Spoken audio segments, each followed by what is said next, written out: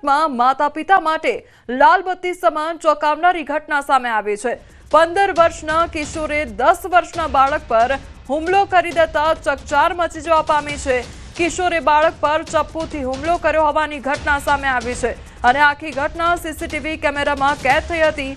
તો 10 વર્ષનો દીકરો સરકારી શાળામાં નવાગામ ડિંડોલીમાં અભ્યાસ કરે છે। 15 તારીખે બાળક શાળાએથી ઘરે આવતો હતો ત્યારે એક કિશોરે બાળક પર ચપ્પુ વડે હુમલો કર્યો હતો। મોતી એસ્ટેટ એક નવાગામ પટેલ ફળિયામાં ચોંકાવનારી ઘટના બની છે। તો બાળકના માતાએ હુમલાખોરના પરિવારને આ બાબતે ફરિયાદ પણ કરી હતી। તો બીજા દિવસે હુમલાખોર કિશોરે માતાને પણ ધમકી આપી હતી। આ ઘટનાને લઈ પરિવાર ડિંડોલી પોલીસ સ્ટેશન પહોંચ્યું હતું। તો આ મુદ્દે પોલીસે ફરિયાદ દાખલ કરી છે। મહત્વનું છે કે અમદાવાદના ખોખરા વિસ્તારમાં આવેલી 7th ડે સ્કૂલમાં પણ અગાઉ ચોંકાવનારી ઘટના સામે આવી હતી। એક વિદ્યાર્થી પર ધોરણ 8ના વિદ્યાર્થી અને તેના અન્ય 5-7 સાથીઓએ હુમલો કર્યો હતો। તો આ હુમલામાં ધોરણ 8ના વિદ્યાર્થીએ છરી વડે હુમલો કરતા ધોરણ 10નો વિદ્યાર્થી ગંભીર રીતે ઇજાગ્રસ્ત થયો હતો। તો આ ઘટનાને લઈને અનેક સવાલો પણ ઉદ્ભવી રહ્યા છે કે બાળકો સુધી આ કેવી રીતે હથિયાર પહોંચી રહ્યા છે, જે ચપ્પુથી ઘા કરવામાં આવ્યા છે તે કેવી રીતે પહોંચ્યું તેને લઈને સવાલ છે। આખરે કેમ બાળકોમાં આ પ્રકારની ઘાતક વૃત્તિઓ વધી રહી છે તેને લઈને પણ ઘણા સવાલો ઉદ્ભવી રહ્યા છે, કારણ કે તેમના મનમાં જે વિચારો ચાલી રહ્યા છે આવા પ્રકારના વિચારો ક્યાંથી આવે છે તેને લઈને પણ અનેક સવાલ ઉદ્ભવી રહ્યા છે। તો 7th ડે સ્કૂલની જે ઘટના સર્જાઈ હતી ત્યારબાદ શું આ વિદ્યાર્થી દ્વારા તેમાંથી તે શીખ લેવામાં આવી હતી તે પ્રકારના પણ સવાલ ઉદ્ભવી રહ્યા છે, કારણ કે આ પ્રકારની હિંસક પ્રવૃત્તિઓ વધી રહી છે। તમારી સાથે હાલ સંવાદદાતા કીર્તેશ જોડાઈ ગયા છે। કીર્તેશ, એક બાળક દ્વારા અન્ય બાળક પર હુમલો કરી દેવામાં આવે છે જ્યારે આ આખી ઘટના જે છે તે શાળાના પરિસરમાં થાય છે। સૌથી પહેલા તો આ ઘટના વિશે જણાવશો।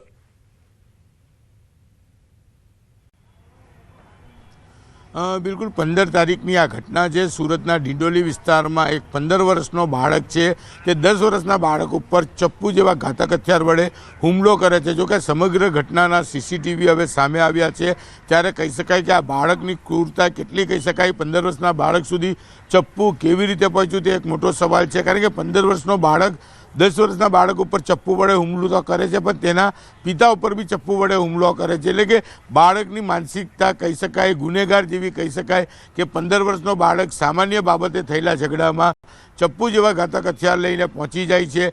પોતાથી નાના બાળક ઉપર તો હુમલો કરે છે, તેના પિતા પર પણ હુમલો કરે છે। એટલે કે આ તમામ વસ્તુઓને લઈને એક વાત ચોક્કસપણે છે કે આજના બાળકોમાં અભ્યાસ ઓછો અને ચાકુ કલ્ચર વધી રહ્યું હોય તેવું લાગી રહ્યું છે, કારણ કે જે પ્રકારે કહી શકાય કે ચાકુ એ સૌથી સરળતાથી મળતું સાધન છે સામાન્ય બાબતમાં કોઈને ડરાવવું અથવા કોઈ ઉપર જીવલેણ હુમલો કરવો। અને બાળકો હવે ધીરે ધીરે જ્યારે મોબાઈલની દુનિયામાં હોય છે ત્યારે મોબાઈલ પર જાણતા હોય છે કે બાળક તરીકે જો કોઈ ઘાતક હથિયાર વડે હુમલો કરવામાં આવે તો પોલીસ અથવા કાયદો તેમની સુધી પહોંચી શકતો નથી, તેમના પર બહુ મોટા એક્શન લેવાતા નથી, જેને લઈને બાળકો સામાન્ય બાબતમાં ઉશ્કેરાઈ જાય છે। કારણ કે જે પ્રકારની આ ઘટના છે સુરતના ડિંડોલી વિસ્તારની ઘટના છે જ્યાં 15 વર્ષનો એક વિદ્યાર્થી 10 વર્ષના વિદ્યાર્થી ઉપર ચપ્પુ વડે હુમલો કરે છે, તેના પિતા પર હુમલો કરે છે। સામાન્ય બાબતની ઘટના હતી, ઝઘડો હતો। જો કે બાળકની માતા તેને કહેવા જાય છે ત્યારે તેના ઉપર પણ ઉશ્કેરાઈ જાય છે। જો કે ઘટનાના ત્રીજે દિવસ એટલે કે 15 તારીખે આ હુમલો બને છે, શાળા પરિષદમાં ઘટના બને છે, જેને લઈને હવે સીસીટીવી સામે આવ્યા છે અને સીસીટીવીના આધારે પોલીસે આ મામલે ગુનો દાખલ કરી તપાસ શરૂ કરી છે। કીર્તેશ, એટલે અહીંયા વિચારવા જેવું એ છે કે એક નાનું બાળક કે જે રમવા માટે મોટો થતો હોય ત્યારે હસતા ખેલતા રમતો હોય છે અને તેના હાથમાં ચપ્પુ જોવા મળે છે, હુમલો કરી દેવામાં આવે છે, માતાને ધમકી આપવામાં આવે છે, એટલે આ કયા પ્રકારનું અત્યારનું બાળપણ જોવા મળી રહ્યું છે?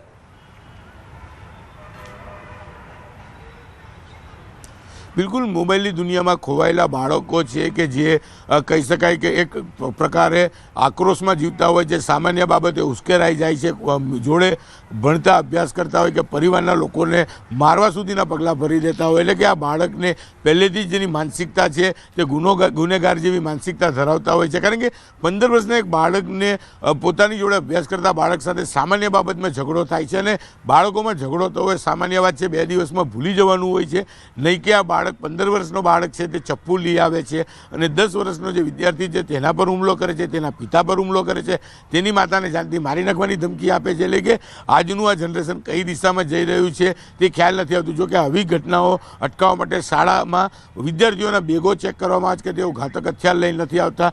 શહેરમાં પડતા ગુનેગારોને પકડવા માટે કોમ્બિંગનું આયોજન કરવામાં આવે છે.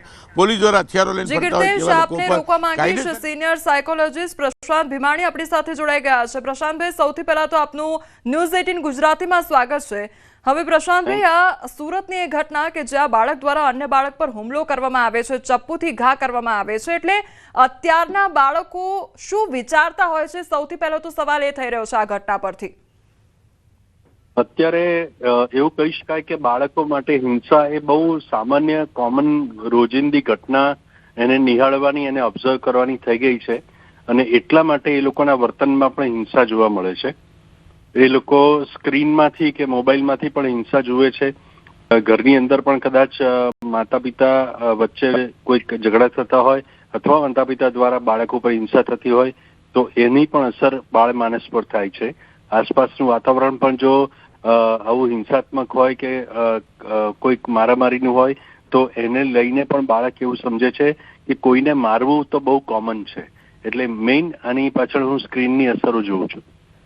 જી પ્રશાંતભાઈ, સૌથી પહેલા એવું કહેવાતું બાળક જ્યારે નાનું હોય ત્યારે કે પાટી કોરી હોય અને એમાં જે લખીએ એ બાળક શીખતું હોય છે. જે આપણે કરીએ, જે આપણે શીખવાડીએ એ બધું બાળક શીખતું હોય છે. એટલે આ ઘટનામાં પણ એ જ જોવા મળી રહ્યું છે કે જે આપણે બાળક જોતું હોય એ જ પછી એ બાળક કરતું હોય છે. અને અહીંયા પણ આપણે અત્યારના જમાનામાં મોબાઈલ જોઈ લઈએ, ટીવી સ્ક્રીન જોઈ લઈએ કે પછી અત્યારની સિરીઝ જોઈ લઈએ, આ બધું જોઈને બાળક મોટું થતું હોય છે. એટલે એનો પ્રભાવ કેટલો પડતો હોય છે? બાળક માટે મેં કહ્યું તે પ્રમાણે આ બધા ઉદ્દીપકો છે જે એના મગજ પર અસરો જન્માવે છે અને સતત નકારાત્મકતા જ્યારે આવતી હોય ત્યારે બાળક એને જ રૂટીન ઘટનાઓ માની લે છે. એટલે જો પોતે બાળક ઘરની અંદર પ્રેમ જોવે તો એ પ્રેમ આપતા અને વહેંચતા શીખે છે. જો હિંસા જોવે તો એ જ આપતા અને વહેંચતા શીખે છે. એટલે એ ખૂબ અગત્યનું છે કે બાળક નાનું હોય ત્યારે એની સામે જે કંઈ પણ ઘટના થતી હોય તેનું અંકન એના કોન્શિયસ અને અનકોન્શિયસ માઇન્ડ પર ખૂબ ઊંડે સુધી થતું હોય છે.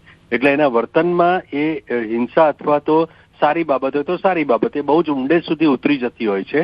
અને બાળકમાં જ્યારે નાનું હોય છે ત્યારે એ જે અનુકરણ કરે છે ત્યારે એનામાં તર્ક શક્તિ એટલી હોતી નથી કે એને સારી ને ખોટી માનીને એ ઘટનાથી દૂર રહે. એટલે જેવું વર્તન માતા પિતા કરે છે બાળક એવું જ વર્તન કરવા પ્રેરાય છે અથવા તો જે સ્ક્રીન ઉપર જુએ છે એને સાચું માની લે છે અને એ પ્રકારે વર્તન કરે છે. એટલે બહુ જ ગંભીર ઘટના છે અત્યારે કે બાળકો સ્ક્રીનમાંથી હિંસા શીખે છે. જી પ્રશાંતભાઈ, અહીંયા માતા પિતાનો રોલ કેટલો મોટો આવી જતો હોય છે? કારણ કે અત્યારે આ ઘટનાઓ વધી રહી છે એટલે માતા પિતાએ તેના બાળકની કન્ડિશન અહીંયા સમજવી તે કેટલું જરૂરી બની જાય છે, તેમને રોકવા એ કેટલું જરૂરી બની જાય છે. અને આગળ જતા કોઈ શીખ આપવી હોય અથવા તો શાળાની વાત કરીએ તો શાળાએ પણ આ બાળકો માટે સમજવું કેટલું જરૂરી બની જતું હોય છે? પહેલામાં પહેલું તો એ છે કે માતા પિતાએ ઘરનું વાતાવરણ બિલકુલ શાંત રાખવું જોઈએ, સૌહાર્દભર્યું હોવું જોઈએ. અંદર ઝઘડા થતા હોય તો એ ઝઘડા જે છે એમાં ડિસ્કશનનું સ્વરૂપ હોય ત્યાં સુધી બરાબર છે, ચર્ચા સુધી બરાબર છે. પણ જ્યારે હાથ ઉપાડવાની વાત આવતી હોય છે ત્યારે એ આગળ જતા ખતરનાક સ્વરૂપ ધારણ કરે છે. એ જ રીતે જો બાળકને મારવામાં આવે તો બાળક એ વખતે પ્રતિકાર કરી શકતું નથી પણ એ હિંસાની સામેનો રોષ જે છે એના મનમાં ભરાયેલો રહે છે અને એટલા માટે બહાર હિંસા કરતું થાય છે. એટલે મા બાપે એ પણ ધ્યાન રાખવું જોઈએ, શાળાના શિક્ષકોએ પણ આ બાબત પર ધ્યાન રાખવું જોઈએ કે બાળકને હિંસા ના થાય પણ વાતચીત દ્વારા અને ખાસ કરીને બધાને હું કહી શકું કે સંવાદ દ્વારા બાળક સાથેનો સેતુ જો જાળવી રખાય તો બાળ ઉછેરમાં બહુ સારા પરિણામો મળે છે. જી પ્રશાંતભાઈ, એટલે સંવાદ કરવો અહીંયા ખૂબ જ જરૂરી બની જાય છે. આપ અમારી સાથે જોડાયા તે બદલ આપનો આભાર.